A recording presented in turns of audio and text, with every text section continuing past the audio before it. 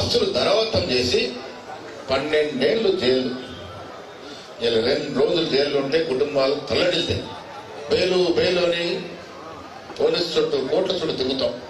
అలాంటిది కొన్నేళ్ల తరబడి ఎన్నో సందర్భాల్లో వారు 12 ఏళ్ళు జైలు జీవితం గడిపితే తప్ప దేశం రాలే. అలాంటి నెహ్రూ పేరు తీసుకోవడానికి అలా భయపడుతూ ఆ నెహ్రూని మరిపించే ప్రయత్నం చేస్తా ఉన్నారు.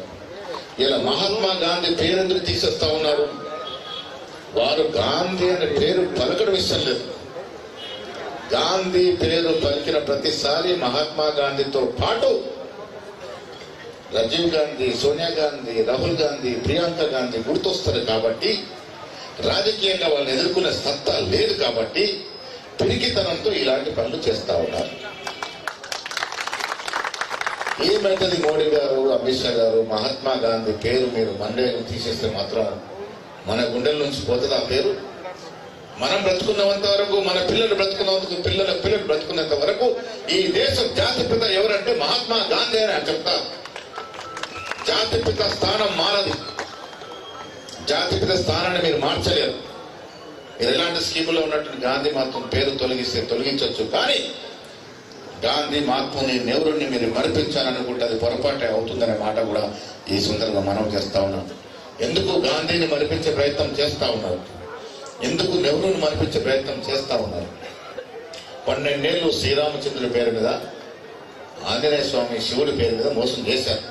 ఇంకా దేశ ప్రజలు కూడా అర్థమైంది, వీళ్ళు చెప్పే మాయ మాటలు, కులాల మధ్య చిచ్చు వల్ల మా కుటుంబాలకు ఏమైతుందో ఆలోచిస్తూ ఉన్నాను. ఇలా చదువుకున్న వాడు మోడీ వల్ల, అమిత్ షా వల్ల, బీజేపీ ప్రభుత్వం వల్ల నా కొడుకు ఉద్యోగం వచ్చిందా, నా ఇంటి ఏమైనా మంచి జరిగిందని ఆలోచిస్తా ఉన్నాడు. కాబట్టి మరొకసారి దీన్ని అటెన్షన్ డైవర్ట్ చేయాలని ఉద్దేశంతో ఇలాంటి కార్యక్రమాలు పాల్పడుతూ ఉన్నారు. మహాత్మా గాంధీ పేరు తొలగించడం అనేది చాలా హేయమైన చర్య. దీన్ని ప్రతి దేశ పౌరుడు ఖండించాల్సిన అవసరం ఉంది. ముఖ్యంగా కాంగ్రెస్ కార్యకర్తలు జీవించుకోలేకపోతా ఉన్నాం. దాని కారణంగానే ఇలా శాంతియుతంగా జిల్లాల వారీగా సత్యాగ్రహం నిర్వహిస్తా ఉన్నాం. ఈ దేశ ప్రజలకి కనువిప్పు కలగాలి. ఈ రాష్ట్ర ప్రజలకి తెలవాలి వాస్తవాలు. గాంధీ, మహాత్ముడు, నెహ్రూ, వల్లభాయ్ పటేల్, ఆజాద్ గారు, సుభాష్ చంద్రబోస్ గారు చేసిన త్యాగాలు తెలవాలి. దురదృష్టవశాత్తు ఇలా పిల్లలు, యువత అంతా ఫోన్లకే పరిమితం అవుతా ఉన్నారు. పుస్తకాలు చదవట్లే, చరిత్ర తెలుసుకోవట్లే. ఇంత సౌభాగ్యంగా ఉన్నటువంటి దేశం ఎవరి వల్ల వచ్చిందో తెలుసుకునే ప్రయత్నము చేయట్లేదు. దానివల్ల ఇలా తప్పుదారి పట్టిస్తా ఉన్నారు. కులాల పేరిట, మతాల పేరిట, ప్రాంతాల పేరిట. దానివల్ల విఘాతం కలిగేది మన దేశానికి. అది అర్థం చేసుకోవాల్సిన అవసరం ఉన్నది. ఇలా ఖర్గే గారి నేతృత్వంలో రాహుల్ గాంధీ గారు భారత్ జోడో యాత్ర చేశారు. ఏ అవసరం ఆయనకి అన్ని వేల కిలోమీటర్లు పొద్దున 5 గంటల నుంచి రాత్రి వరకు చేసి ఈ దేశాన్ని సమూలంగా చదవగలిగినారు. వారు భౌగోళికంగానే కాకుండా సాంఘిక పరంగా, ప్రాంతాల పరంగా, కులాల పరంగా, మతాల పరంగా బీదరికాన్ని చదవగలిగినాడు. కాబట్టి జిత్ని ఆబాది ఉనికి ఉతనే భాగేదారి అన్నాడు. ఆ నినాదాన్ని నిజం చేసిన ఘనత ఈ రాష్ట్రంలో మన ముఖ్యమంత్రి రేవంత్ రెడ్డి గారికి దక్కుతుంది. ఒక రెడ్డి బిడ్డ ఉండి కూడా కుల సర్వే చేశాడు. 42% చట్టం రిజర్వేషన్స్ 2 చట్టాలు చేశారు. ఒక ఆర్డర్ తీసుకొచ్చాడు. ఇలా బీజేపీ ప్రభుత్వం దాన్ని తొక్కిపెట్టింది.